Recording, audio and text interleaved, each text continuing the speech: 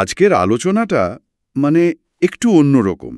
রাতের আকাশ নিয়ে কথা বলবো, কিন্তু দিনের বেলায় একটা গম্বুজের নিচে বসে। হ্যাঁ, ঠিক। তারামণ্ডল বা প্ল্যানেটারিয়াম নিয়ে কথা বলছি আমরা। একদম। এই শব্দটা শুনলেই তো তারা, নক্ষত্র এসব চোখে ভাসে। তো তারামণ্ডল, মহাকাশের প্রবেশদ্বার, এই লেখাটা থেকে পাওয়া কিছু ধারণা নিয়ে আমরা এর গভীরে যাব। হুম। মানে প্রশ্নটা হলো, এই তারামণ্ডল জিনিসটা ঠিক কি? এটা কাজ করে কিভাবে? আর কেনই বা এত আকর্ষণীয়? ঠিক।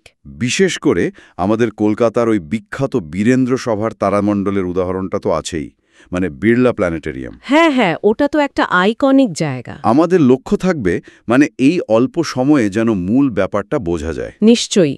ভাবলেই কেমন লাগে, তাই না? একটা গম্বুজের নিচে বসে, অথচ মনে হচ্ছে যেন মহাকাশে ঘুরে বেড়াচ্ছি। সেটাই। আচ্ছা, তাহলে গোড়া থেকে শুরু করি। তারামণ্ডল আসলে কি? মানে সহজ ভাষায়। সহজ কথায় বলতে গেলে এটা একটা বিশেষ ধরনের থিয়েটার, যার ছাদটা মানে ভেতরের দিকটা একটা বিরাট গোলাকার পর্দার মতো।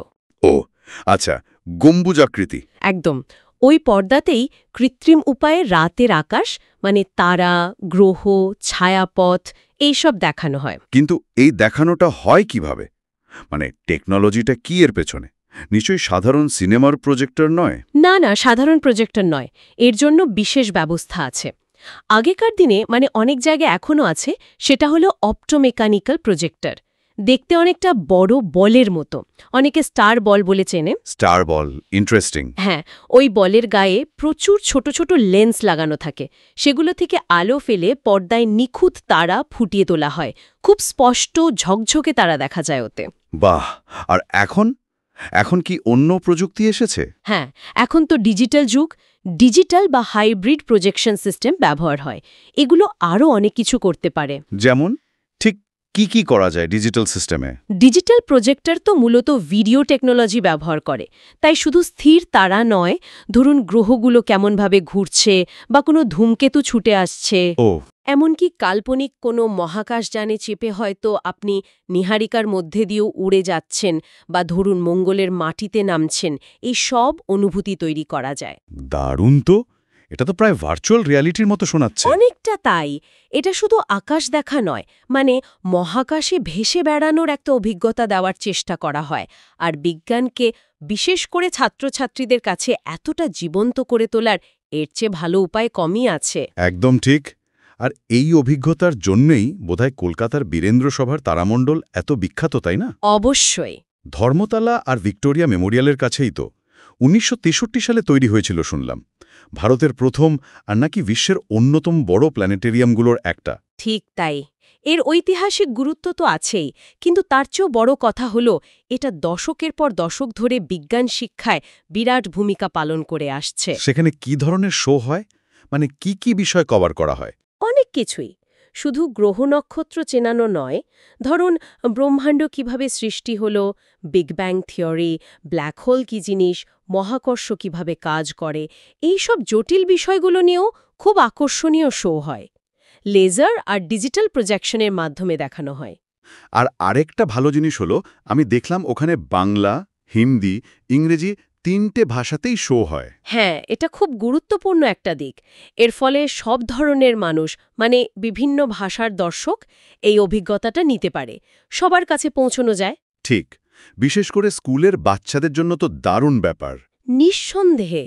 ভাবুন, বইতে পড়া কঠিন কঠিন জিনিসগুলো, গ্রহ, নক্ষত্রপুঞ্জ, ব্ল্যাক হোল, স্থানকাল, এগুলো যখন চোখের সামনে জীবন্ত হয়ে ওঠে, তখন ওদের বুঝতে আর মনে রাখতে কত সুবিধা হয়। সত্যি, বিজ্ঞান নিয়ে আগ্রহ তৈরির জন্য এর চেয়ে ভালো জায়গা কমই আছে। একদম। এটা বিজ্ঞানমনস্ক মানুষ বা যারা ভবিষ্যতে এই নিয়ে পড়তে চায়, তাদের জন্য একটা ইন্সপিরেশনও বটে। আচ্ছা, যারা যেতে চান, মানে দর্শকদের জন্য কিছু তথ্য যদি দেওয়া যায়। টিকিট লাগে তো নিশ্চয়ই? হ্যাঁ, টিকিট লাগে। অনলাইন বা কাউন্টার দুভাবেই কেনা যায়। আর প্রতিদিন বিভিন্ন সময়ে শো থাকে, বিভিন্ন ভাষায়। ওয়েবসাইটে গেলে সব তথ্য পাওয়া যায়। আর লোকেশনের দিক থেকেও তো খুব সুবিধা। আশেপাশে Victoria Memorial, Saint Paul's Cathedral, Indian Museum, অনেক কিছুই আছে। হ্যাঁ, একদম। প্ল্যান করলে একটা পুরো দিনের জন্য দারুণ ঘোরার জায়গা।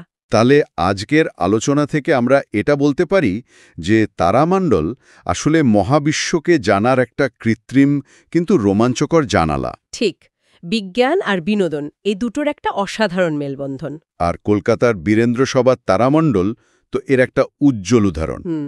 আচ্ছা, আলোচনা শেষ করার আগে একটা প্রশ্ন বা ভাবনা আমার মনে আসছে। বলুন। এই যে আমরা একটা কৃত্রিম আকাশের নিচে বসে গ্রহ নক্ষত্রের অবস্থান দেখছি, তাদের গতিবিধি বুঝছি, মহাবিশ্বের বিশালতা অনুভব করছি, এই পুরো অভিজ্ঞতাটা এটা কি আমাদের নিজেদের এই গ্রহে, এই পৃথিবীতে আমাদের নিজেদের অবস্থান নিয়ে নতুন করে কিছু ভাবতে শেখায়?